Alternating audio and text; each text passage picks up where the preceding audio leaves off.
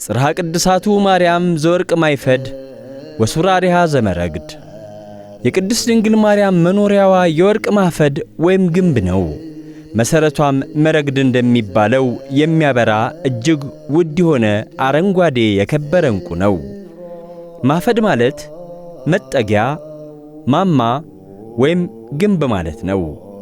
የእመቤታችን አካል ልቡናዋና ማኅፀኗ ማንም የማይደርስበት በንጽሕና የታነጸ የወርቅ ግንብ ነው። መሠረቷም መደገፊያዋም ከስሩ ያለው እንደ መረግድ የከበረና የሚያበራ ነው።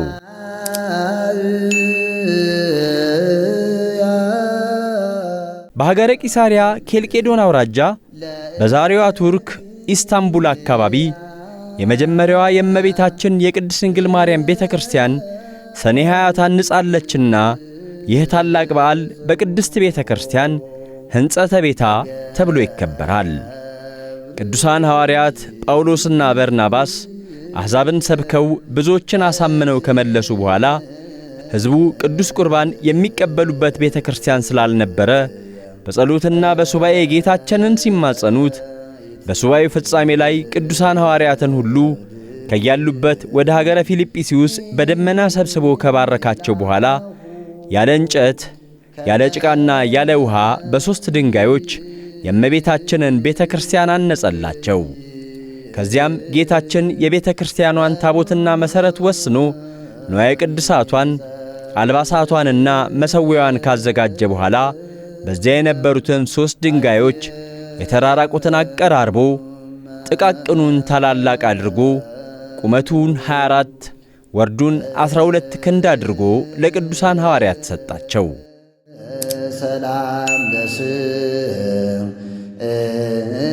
ዳግመኛም ይህች ዕለት በእናቱ በቅድስት ድንግል ማርያም ስም በአራቱም የዓለም ማዕዘናት አብያተ ክርስቲያናት እንዲታነጹ የፈቀደባት ናት።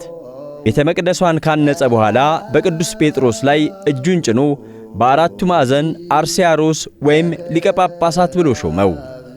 በሰኔ በ21 ቀንም ሰማያዊ ኅብስት፣ ሰማያዊ ጽዋ በእመቤታችን ስም ወደ ታነጸው ቤተ ክርስቲያን ወረደ።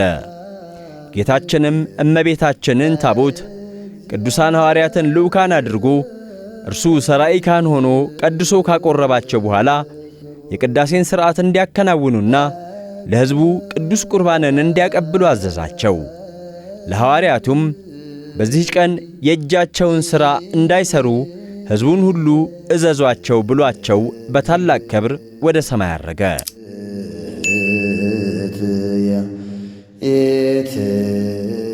እመቤታችን ቅድስት ድንግል ማርያምን ክብር ይግባትና ቤዛይተ ዓለም እንላታለን።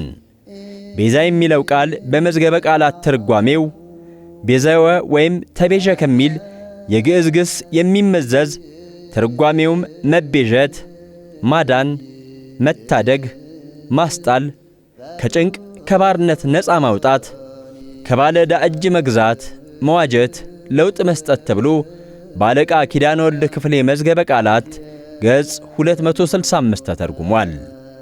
ዓለም የሚለው ቃል የተለየ መኖሪያን ወይም ቡድንን ይወክላል።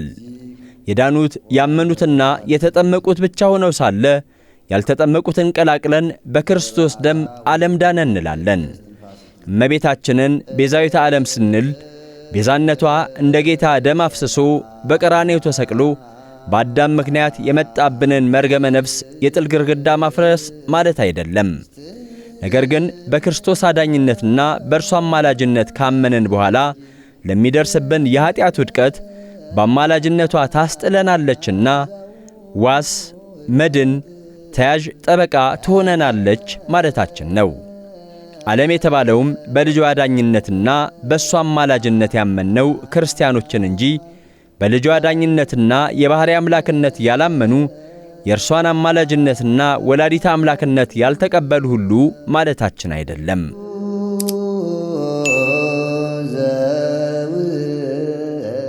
አንድም ስለ ዓለም ሁሉ ይልቁንም ስለ ጻድቃን ያይደለ ስለ ኃጥአን ዘወትር ትጸልያለችና ቸር ልጇም ዓለምን በእርሷ አማላጅነት ይመራልና ቤዛዊተ ዓለም እንላታለን።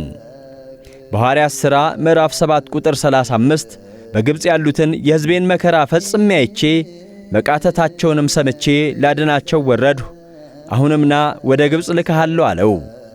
ሹምና ፈራጅ እንድትሆን የሾመህ ማን ነው ብለው የካዱትን ይህን ሙሴን በቁጥቋጦ በታየው በመልአኩ እጅ እግዚአብሔር ሹምና ቤዛ አድርጎ ላከው ይላል።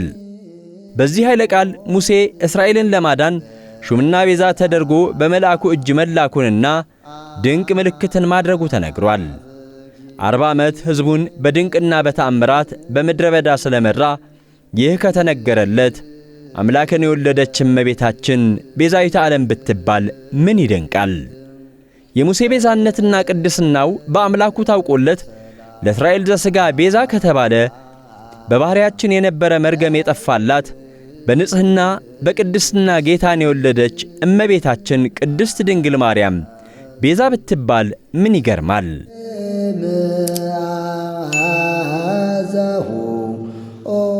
ሐዋርያው ቅዱስ ጳውሎስ ከአዳም ጀምሮ እስከ ሙሴ የበደሉትን ያልበደሉትንም ሞት ገዛቸው እንዳለ ይህ የውርስ ኀጢአት ከአዳም ጀምሮ ከወላጅ ወደ ልጅ እየተላለፈ አዳምና ሔዋን ብቻ ሳይሆኑ ከእነርሱ የተወለዱ ልጆችና የልጅ ልጆቻቸው ሁሉ በደለኞች ሆኑ።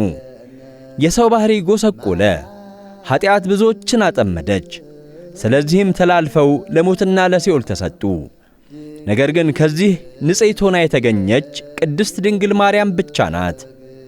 በኀጢአት ምክንያት በሰው ልጅ ላይ ጸንቶ የነበረውን መርገም ሊያጠፋ ከሦስቱ አካላት አንዱ ወልድ ሰው ሆኖ በሚጸነስበት ልክና ሥርዓት ከንጽሕት ቅድስት ድንግል ማርያም ተወለደ። ለመወለዱ ዘር ምክንያት አልሆነውም። በንጽሕና በቅድስና ጸንታ ከኖረች ከድንግል ያለ አባት ተጸነሰ። ሕማም ድካም ሳያገኛት በሴቶች የሚደርሰውም ሳይደርስባት ተወለደ እንጂ። ፍጹም ጌታ ፍጽምት በሆነች በእመቤታችን ማኅፀን አደረ። በሉቃስ ወንጌል ምዕራፍ 1 ቁጥር 28 እና ምዕራፍ 1 ቁጥር 42 ከሴቶች ይልቅ አንቺ ብሩክት ነሽ በማለት መልአኩ ቅዱስ ገብርኤልና ቅድስት ኤልሳቤጥ ካመሰገኗት ከድንግል ማርያም ተወለደ። ቡርክት ማኅፀን የቡሩክ አምላክ ማደሪያ ሆነች። ቅድስት ማኅፀን ቅዱስ ጌታን በሥጋ አስገኘች።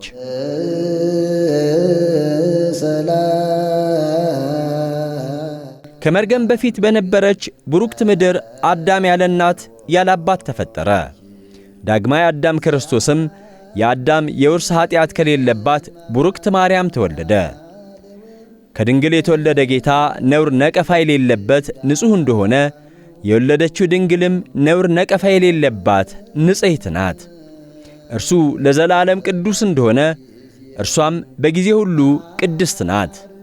ቅዱስ ጎርጎርዮስ ዘኑሲስ በሃይማኖተ አበው ምዕራፍ 35 ቁጥር 12 መጀመሪያ የሌለው እርሱ አደፍ ጉድፍ የሌለባት ንጽሕት ከሆነች ከእመቤታችን ከቅድስት ድንግል ማርያም የነሳውን መገኛ ያለውን የሥጋ ባሕሪ ተዋሃደ ይለናል። ሌላው ታላቅ አባት ቅዱስ ዲዮናስዮስ በዚሁ መጽሐፍ ምዕራፍ 101 ቁጥር 14 አምላክን የወለደች አደፍ ጉድፍ የሌለባት ንጽሕት በሆነች በድንግል ማርያም ማኅፀን አደረ ይለናል። ከድንግል የተወለደ ክርስቶስ ኢየሱስ በሰው የተፈረደውን መከራ ተቀብሎ ሰውን ለማዳን ሰው ቢሆንም እድፈት ርኩሰት ያላገኘው ንጹሕ ቅዱስ እንደሆነ አምላክን የወለደች ቅድስት ድንግል ማርያምም እድፈት ርኩሰት የሌለባት ንጽሕት ቅድስት መሆኗን እንረዳለን።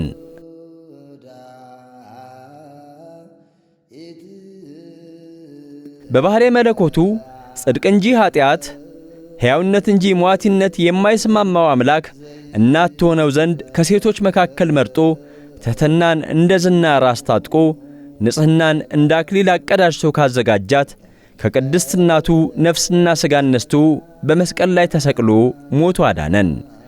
እመቤታችን የዚህ ዓለም ርኩሰት እንዳያገኛት ከእናቷ ማኅፀን ጀምሮ መንፈስ ቅዱስ የጠበቃት ንጽሕት እንደመሆኗ አንድ አካል አንድ ባሕሪ ሳለው ፍጹም አምላክ ፍጹም ሰው ተብሎ ለሚመሰገን የቅድስናው መጠን የንጽሕናው ልክ የማይሰፈር የማይለካ ፍጹም ጌታ ማደሪያው ሆነች። ለዚች ንጽሕት ማደሪያውም ከሙታን ተነስቶ ባረገ በ19ኛው እርሷ ባረገች በ4ኛው ዓመት ሰኔ 20 ቀን መቅደሷን አንጹ፣ በሰኔ በ21 ቀን ቅዳሴ ቤቷን አከበረ። እናታችን እመቤታችን ቅድስት ድንግል ማርያም ሆይ ቅዳሴ ቤትሽ የተባረከበት የታነጸበት ይህ ዕለት ለእኛ ልዩ ቀናችን ነው።